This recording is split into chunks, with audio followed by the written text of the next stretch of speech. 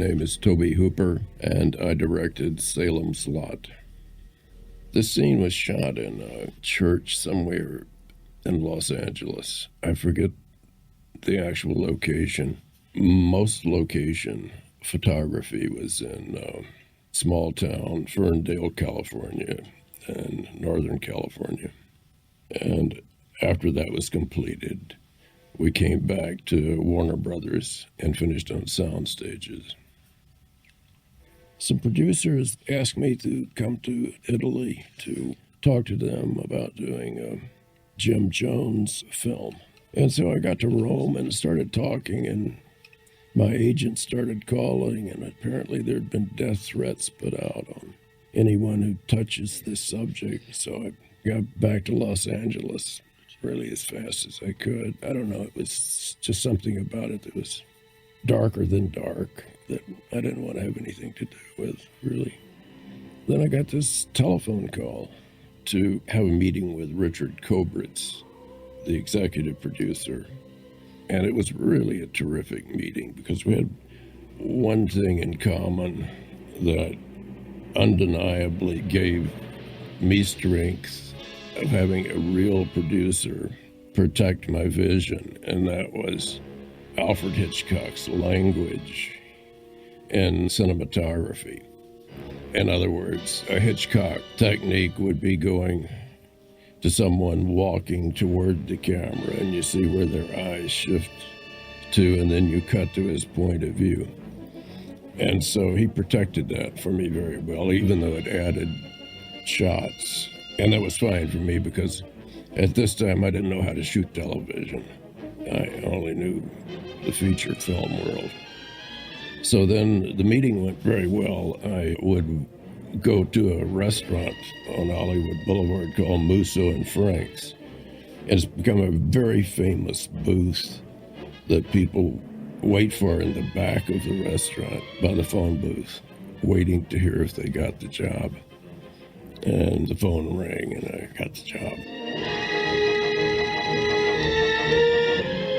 Having completed my first film that did quite well, I had a chance of going with either Warner Brothers or Universal. And my friend William Friedkin was at Universal, but Salem's Lot had been acquired by Warner Brothers. And it was a project offered to me, but also told that this probably will never happen. I think the length of it and just how to do it. And so I went to Universal for a while, and then it came up again during the holiday season. I got a phone call to come in and talk to Richard Kobritz about it, because now it had gone to television because it was difficult to adapt to a film, especially a film if it was a 2-hour film, even a 2.5-hour film, because it needed the scope and the experience of all of these other families and situations and relationships being pulled together by some dark force that enters their normal lives.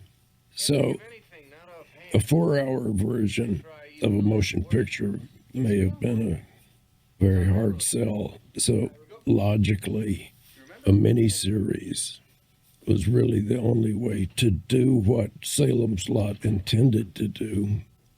As I read Stephen King's book, it just would not have worked as a 2-hour movie. It really required getting to know a lot of people, a lot of families, their situations, their conflicts. And that just could not be done in 2 hours because it was truly massive. So I went to work straight away with Kobritz's blessing on Salem's Lot. Ah, yes, well, I can assure you. By the way, this film is 3 hours long, and I will be getting to all of the actors, Mason, David Soul, Bonnie Bedelia. I had a great, very large cast, and so we're jumping around a lot, so I will try to cover all of these characters and actors. James Mason was one of the wonderful things in my life. He was really a beautiful man, very easy to work with, very inventive, could read your mind and fill in the gaps with where you're trying to go with him.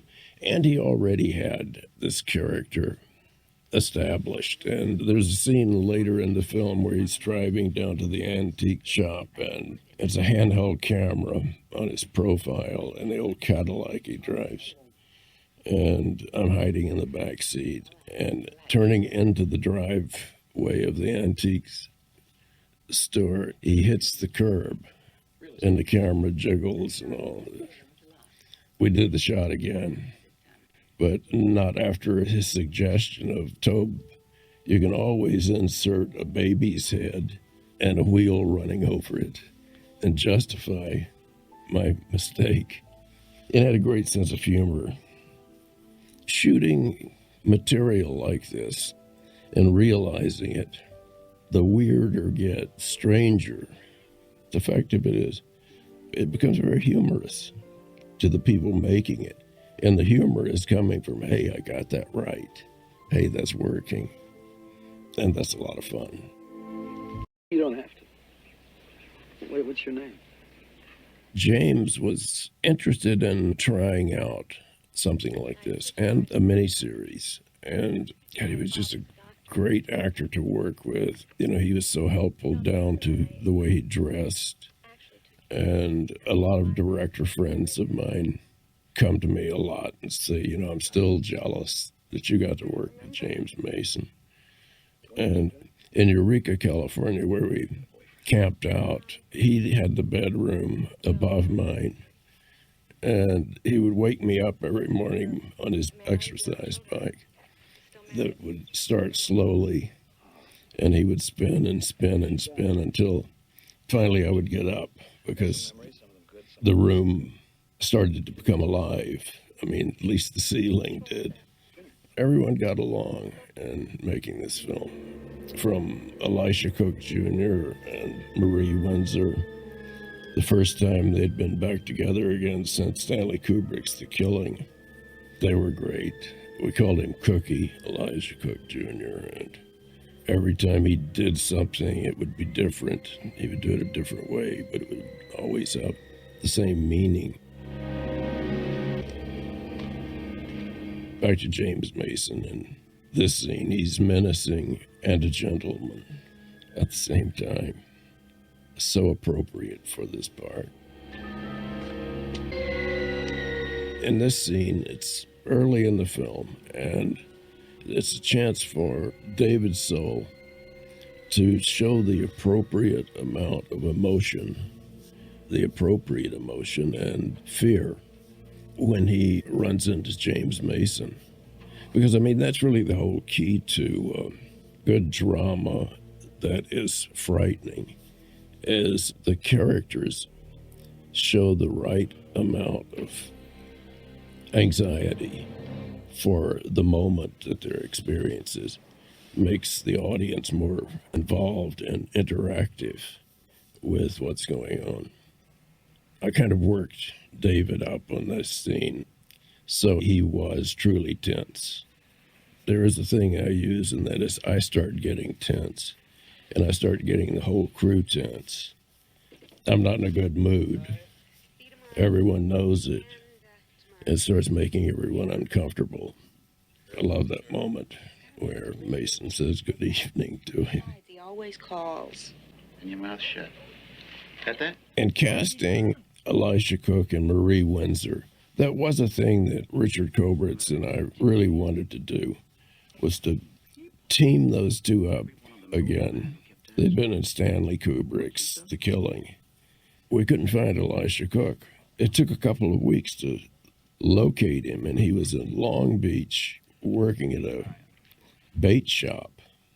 And of course, he wanted to get on board. Elisha just loved acting. I mean, he was acting when he was living. Our first encounter on the set, because he was in the first shot of the morning on the first day of principal photography. And he called me at 4 a.m. from his room, and he just had one line. And I told him, we'll take care of it in the morning. And then he called back and said, we'll take care of it right now. And then we talked it through.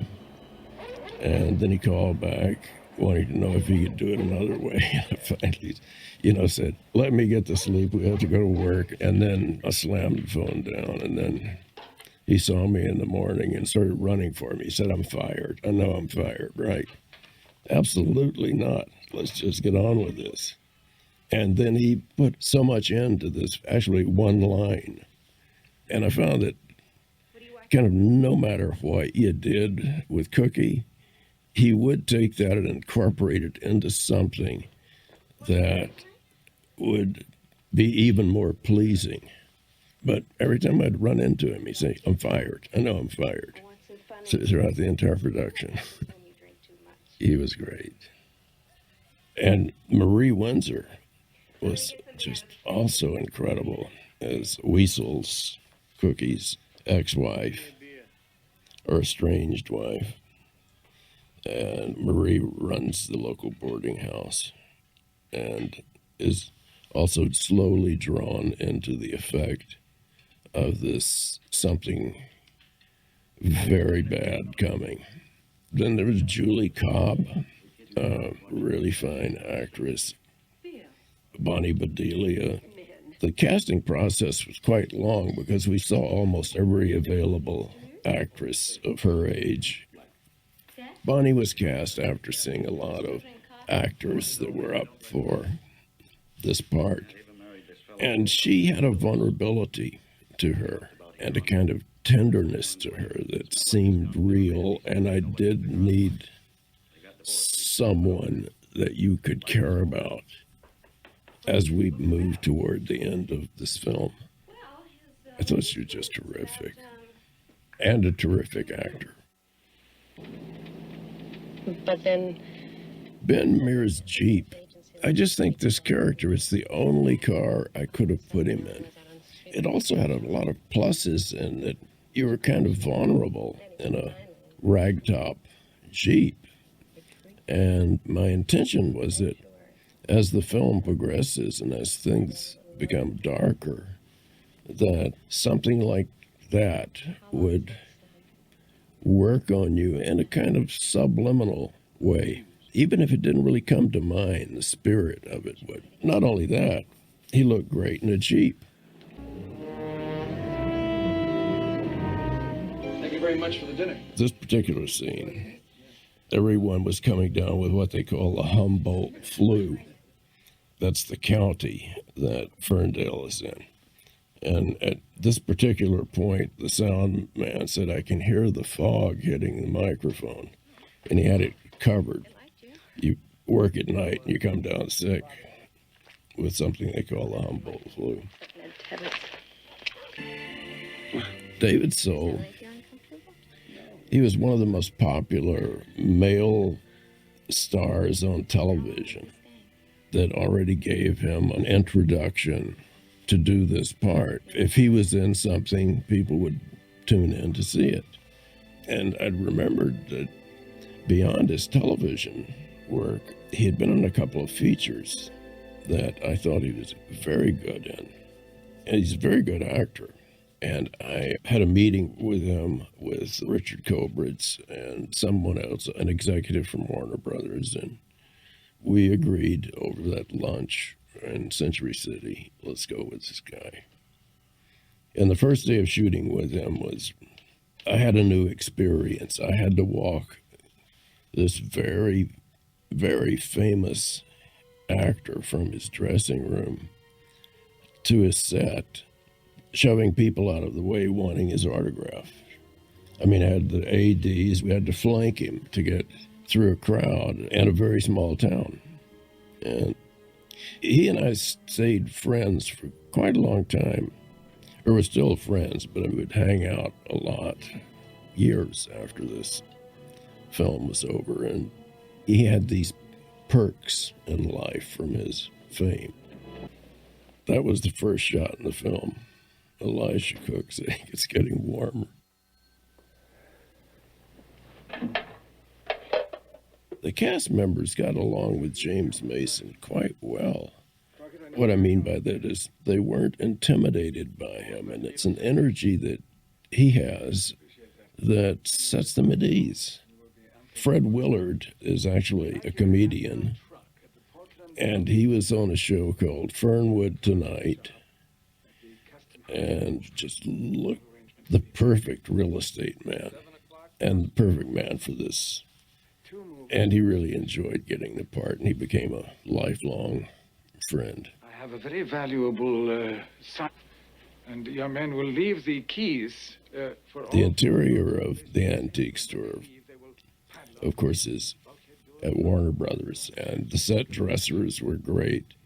We had access to all of Warner Brothers' prop departments that go back to silent movies, so we could borrow all of those things for anything we wanted to fill the antique store with. Oh, I've told you, you should be meeting him.